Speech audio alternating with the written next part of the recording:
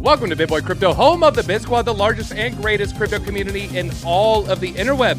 This is Around the Blockchain. We come to you Monday through Friday at 5 p.m. Eastern Standard Time with your favorite guests, talking about your favorite topics, all things crypto. Today is no exception. We're going to get right into it. A couple people, my first time doing the episode with them. We like it so much, we're building it up with more music because that's what we do around here. We're going to start with, we're going to end with Wendy because we have to show her arts and crafts at the end. But we're going to start first time I've been on the episode with her, or first time on the show, I believe, Miss Teen Crypto.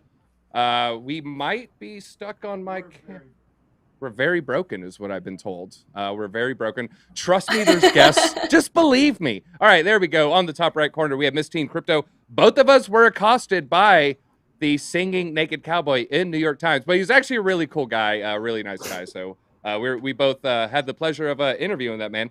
We also have Maren Altman. First time I've worked with Maren. I was surprised to learn that Little Peep was one of her favorite artists. Oh my god! I like a Little Peep song. On my wall, like there he is. So okay. Yeah. How did you find this out?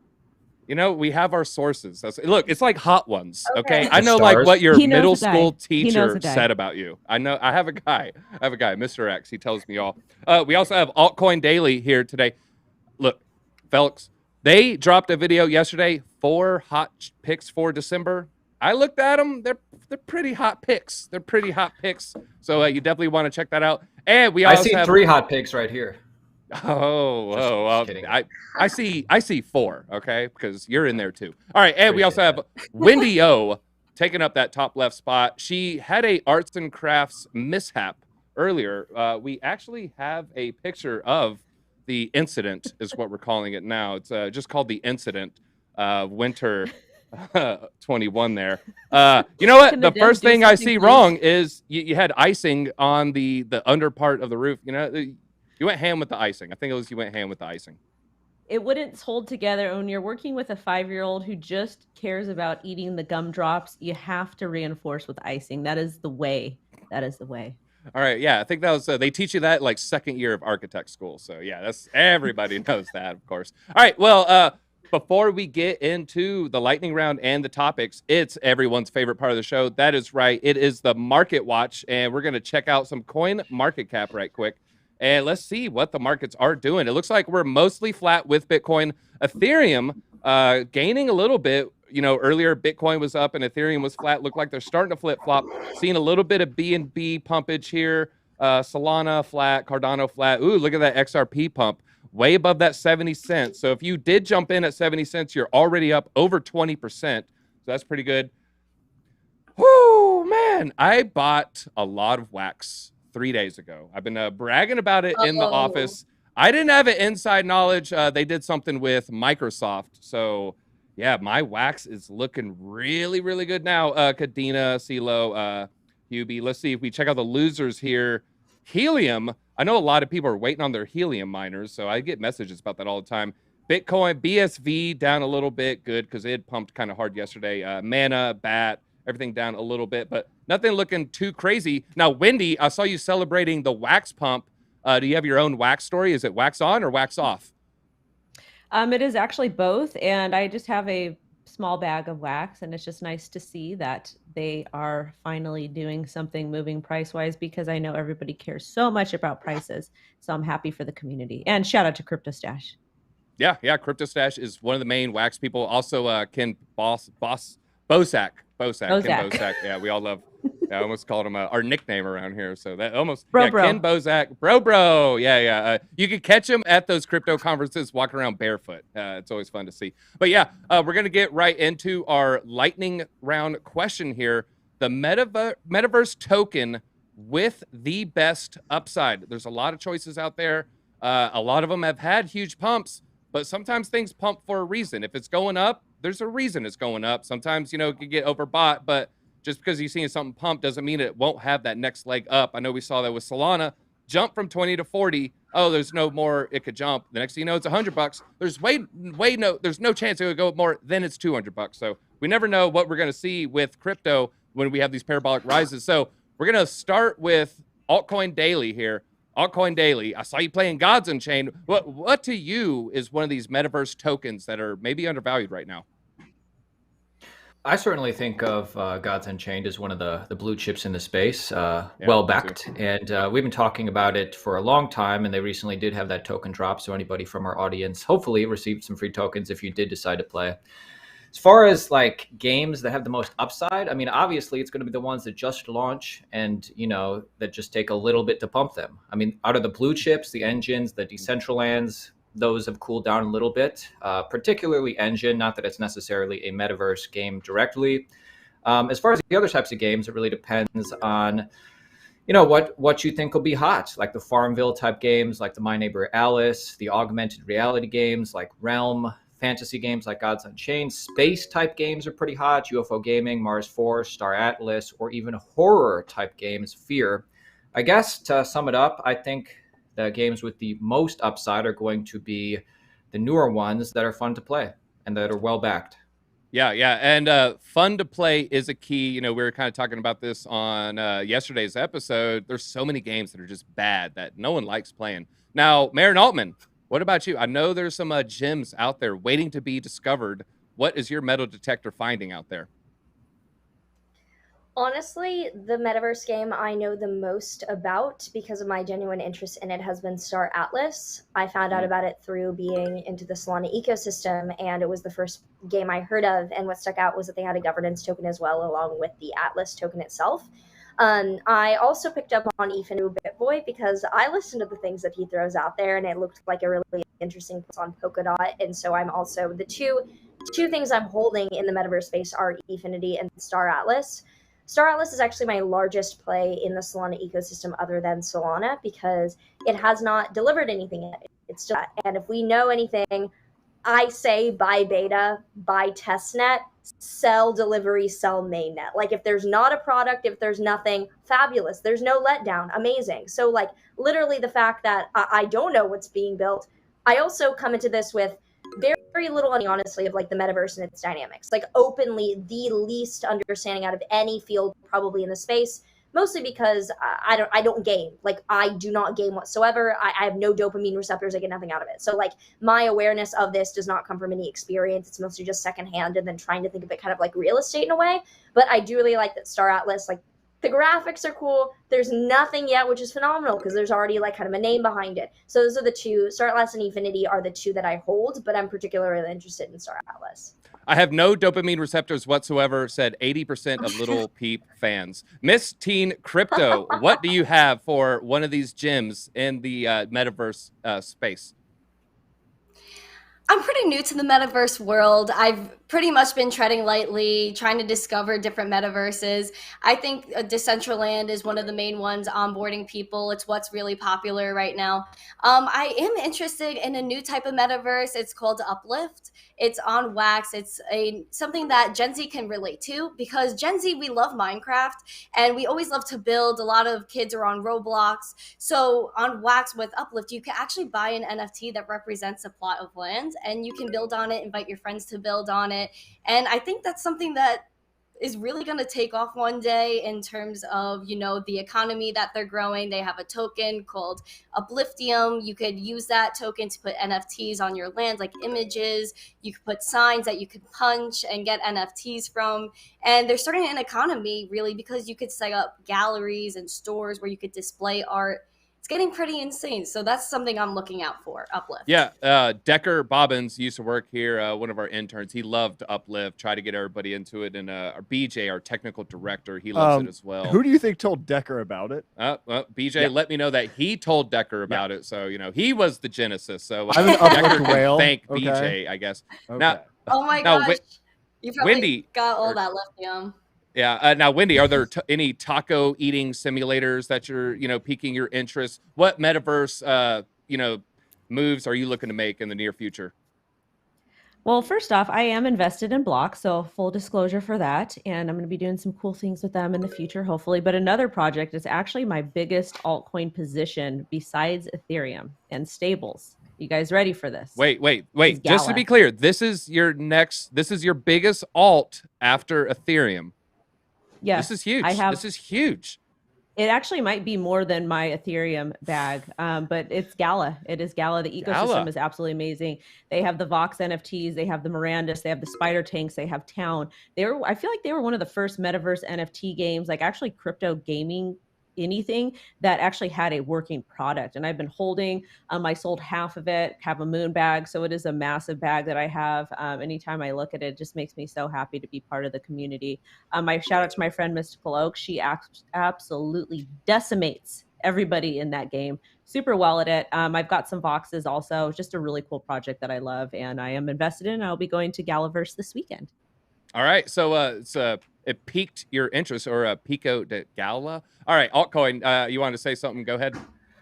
Yeah, I actually wanted to jump back to Maren. I just wanted to clarify, you mentioned Star Atlas. Is that an astrological reading or is that personal opinion? Because I'm a big fan of the astrology part of it. Actually, just opinion. It was really cool, though, to see that they were doing star-related things. There's several, I think with like Solana and Sol, Sun, there's several space-themed things, and it just makes sense. It's just like we gravitate. I heard it early, and just was like a natural, like, yes, I will do no research in 8-bit, and then I ended up being happy that I did so. So, yeah. All right, and the stars are aligning to take us to our next topic here. CIA working on crypto. That's right, one of those 3-letter agencies. They released some stuff. So they just had a Wall Street Journal summit, and the CIA director, William Burns, no, not the Simpsons guy, admitted that the CIA is heavily involved in crypto and is actually working on several projects. Now, they said projects, they don't mean a meme coin. You know, they're not trying to make the Doge competitor or something like that. But when I read that, because, you know, they're pretty vague with what they're working on. They're not saying, hey, you know, enemies of USA, here's exactly what we're doing. But if I had to guess, I would say like a crypto quant, a tracking. They want to track your crypto. So if anything, what they're trying to do is they're just trying to make that better, ether scan type thing. I wouldn't be surprised if they just, every time an ether transaction is made, I'm sure it goes in a database somewhere. I'm sure it goes into 20 databases. So we definitely have all these things on the back end that they're doing secretly. But at the end of the day, it is an intelligence agency. We don't expect them to just be transparent with all this. But Director Burns, they admitted that, you know, they did not invent Bitcoin. They're out there saying, we didn't invent Bitcoin. I know there's a lot of conspiracy theorists say that they did. Now, I personally don't believe that. I'll take it to Altman here, you know, since altcoin kind of led us in that direction. Where do you stand on? Do you think there's any secrets going on behind the scenes? I mean, if you look like Edward Snowden, he used to work for the CIA as a contractor. He's super into Bitcoin. These types of people are the basic, you know, the average crypto investor matches these stereotypes of these type of workers. Where do you land on, you know, whether or not CIA is involved in Bitcoin, involved in cryptocurrencies? Is that something you worry about? Maren?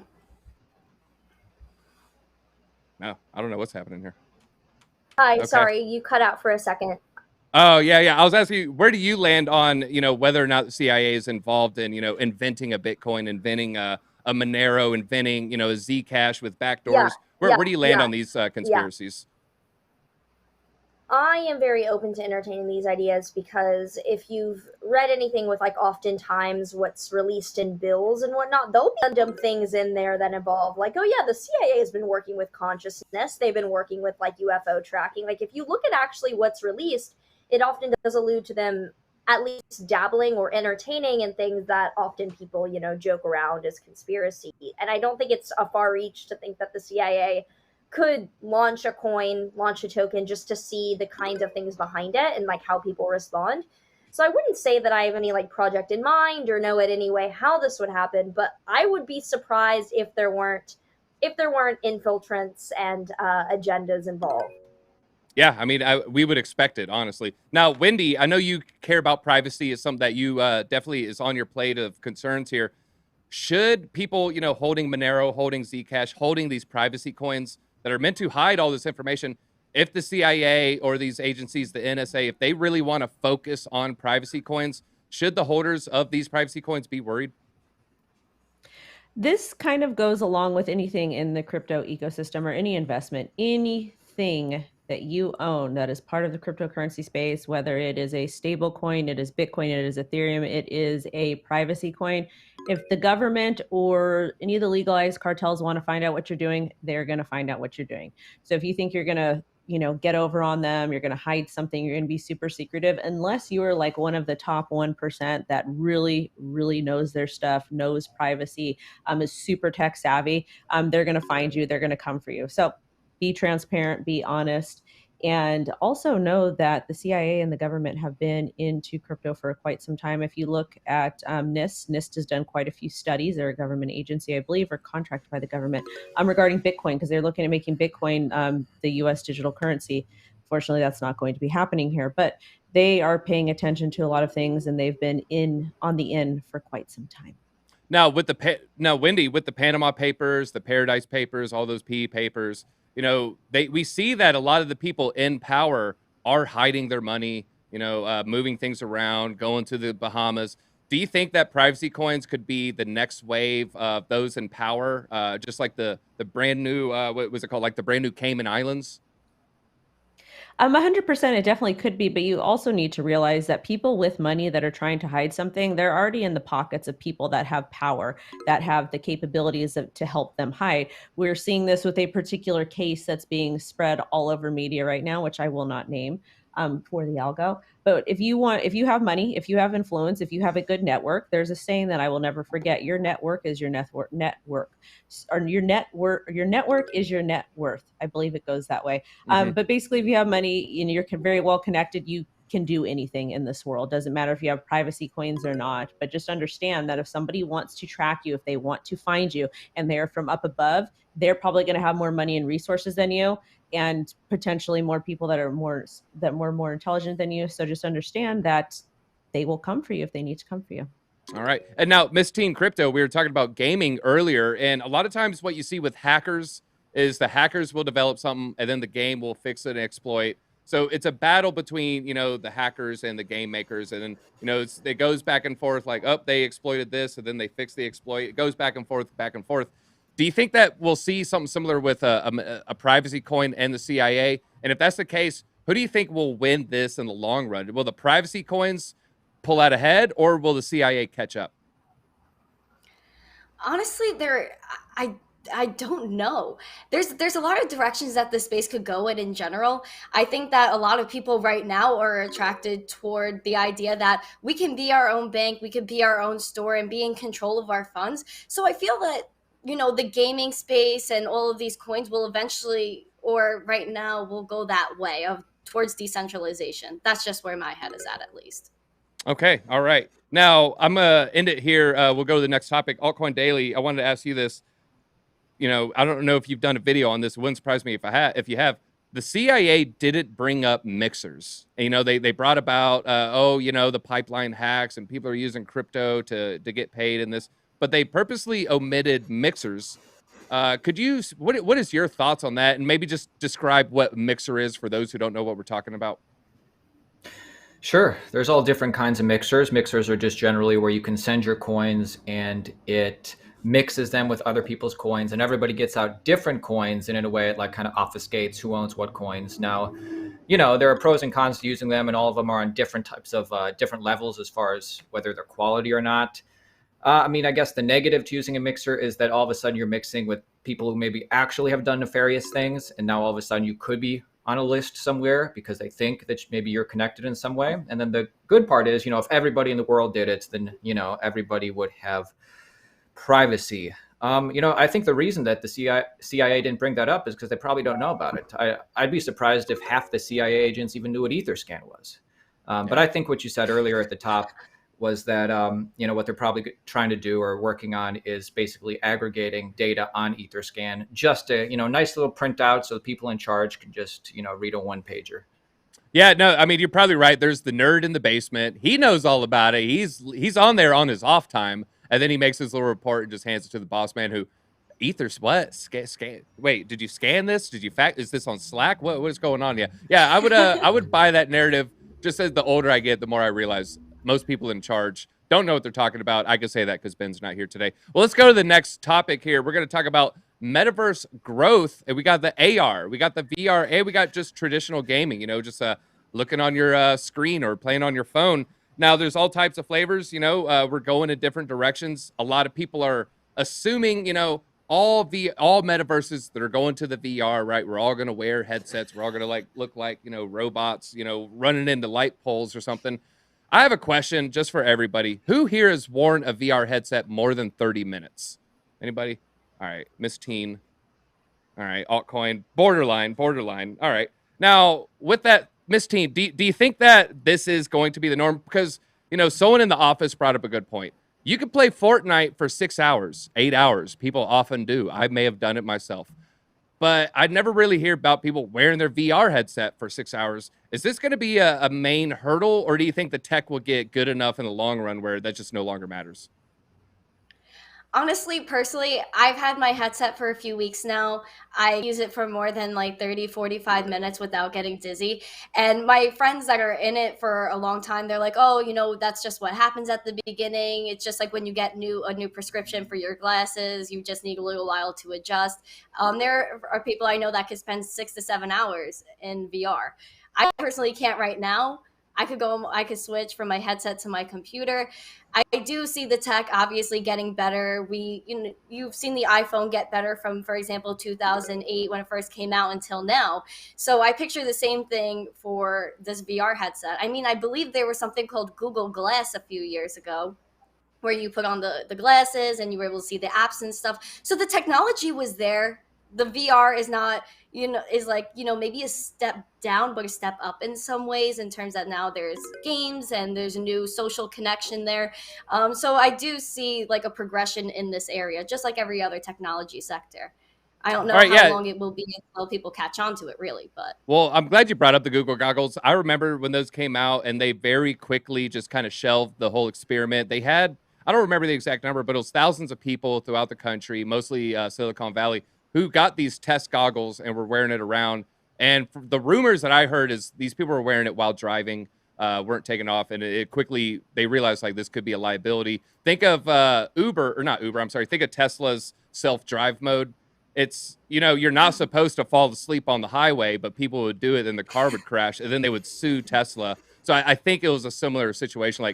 People would wear the goggles and then, walk into a fire hydrant, fall down, bust a hip, and then want to sue Google. But that was just my 2 cents. I don't know why, we won't know the real reason, but that would be my guess there. It was going to be a litigious situation. Now, Maren, we're talking about this VR, some people can wear it for a long time, some people can't. But Fortnite has had multiple concerts online, over 10 million people participating. I think they had Marshmello, they had Travis Scott. Don't worry, I'm not going to do a Travis Scott joke. And, these people, they're watching it, and it's just 2D. They're watching on a screen. They got a mouse and a keyboard. Does the metaverse need to be 3D to be labeled as a metaverse? Or are we kind of slowly creeping there, and we just don't even realize it? I don't think it needs to be 3D. I would say that The Sims was probably a rudimentary predecessor, and that was clearly just on a screen. And so you definitely do not need the whole headset. In my opinion, I could play Axie Infinity from my computer. I consider that a metaverse. I've never worn an VR headset. I'm very, very, like I said, metaverse gaming, any kind of augmented reality, virtual reality are things that I'm very new to and very interested in, because I feel like I have a beginner's mind to it. So it's kind of just the most, I don't know, left end of the curve analysis is just, I don't think you need all those things. I think that any world encompassed on a screen of any kind could be considered a metaverse, even though I do think I don't know, a decade probably will have eye implants that just do all this for us. But until then, I think any medium can really provide that. And I assume that these game components where you can access it from your computer or from a headset, so that it's multifaceted. Did you ever play The Sims? The only game I've ever played, 2 games, Roller Coaster Tycoon and The Sims, because there were no levels. And so there was no end, there was no achievement. It was just the ongoing storyline. Sims 2, I think, was the best. Even as Sims 3 and 4 came out, I thought Sims 2 was the best. Goth family, Bella Goth, I can now see I became her. In a weird way, I became Bella Goth. I don't know. It was the only, I can say actually I did game. I played The Sims from 12 to 15, and then I became, just other things. But yeah, I played both those games, I don't know, about 15 years ago. Yeah. More Same. actually, like 17. So did you do what I did and like purposely not build bathrooms in both those games actually? I would fuck with the codes, and so I would do motherload cheat code, and I would also integrate like the weird like pregnancy thing, so that any age could like I would mess up the age, so I would like just make sure like weird like things like that to see like how strange I could make the storyline. I would you insert cured some menopause is what you're saying. basically I thought it was so funny to have like I don't know like the baby be older than the parent or like weird things like I thought it was so funny as like a 10-year-old. And I would remove doors, and then I would turn the oven on, things like that, where the fire would start and the Grim Reaper would come. I would use a cheat to add the Grim Reaper to the family. Like it was really fun. I spent way too much time on that and then Roller Coaster Tycoon. I mean, old babe, Benjamin Button effect. I like that. And not only that, with the hey, they get it on in the nursing homes. But let's move on here. Altcoin Daily. We have these chains. We had mentioned Wax earlier. We mentioned Ethereum. We had mentioned Solana ecosystem as well with the gaming just this episode.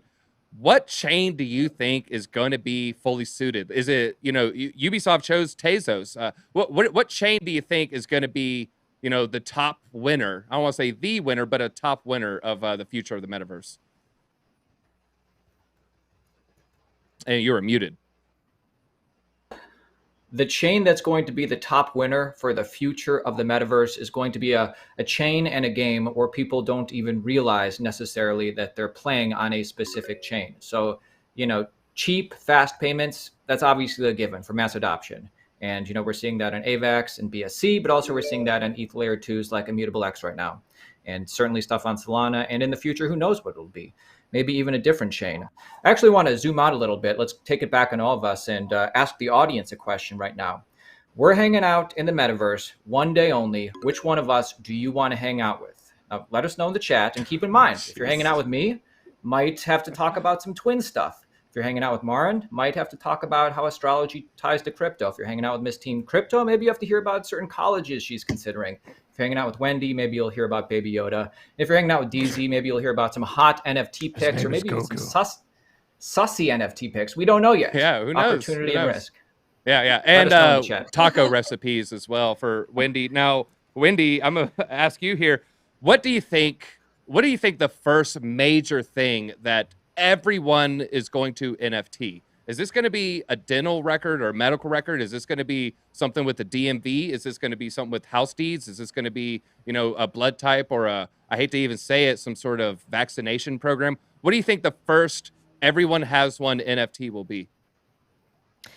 Well, we're seeing NFTs boom in the art sector, and that is absolutely amazing. So shout out to all of my creators. If you're a musician, if you're an artist, if you write poems, writer, whatever it is, shout out to you. And if you're utilizing NFTs to earn royalties back on your work, big shout out to you, because I respect that. I absolutely adore the industry. I've got a soft spot for all of my artists.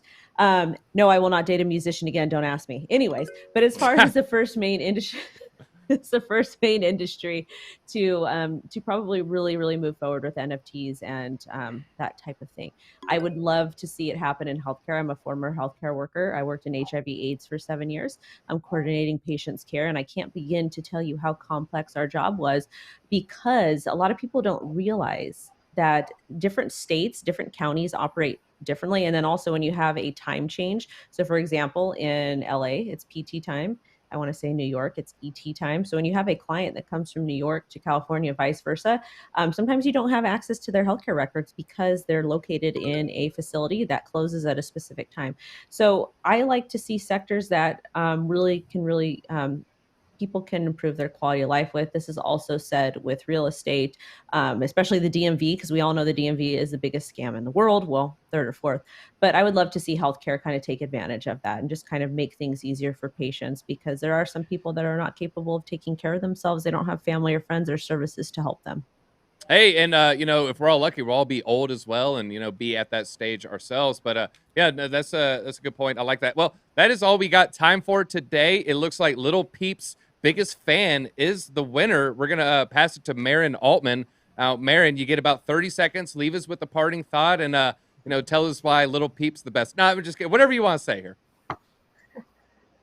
I would say that I do think that metaverse plays for people entering crypto and wondering, where do I put my money?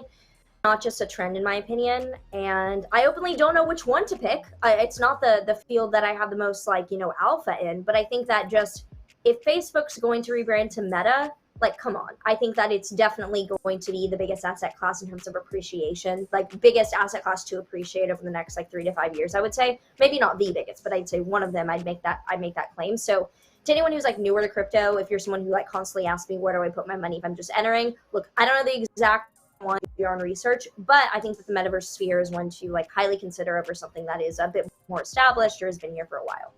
All right, and that's a great episode. I hope we gave you some alpha here to make some money and get financially independent. Hit that like button real quick if you're still watching. You're one of the real ones, and we really appreciate it. So we really like you to hit that like button. We didn't even hit 1,000, so that's my fault. I forgot to mention it at the top of the show. So thank you for watching. That's all we got time for today, and until next time, DEEZY out.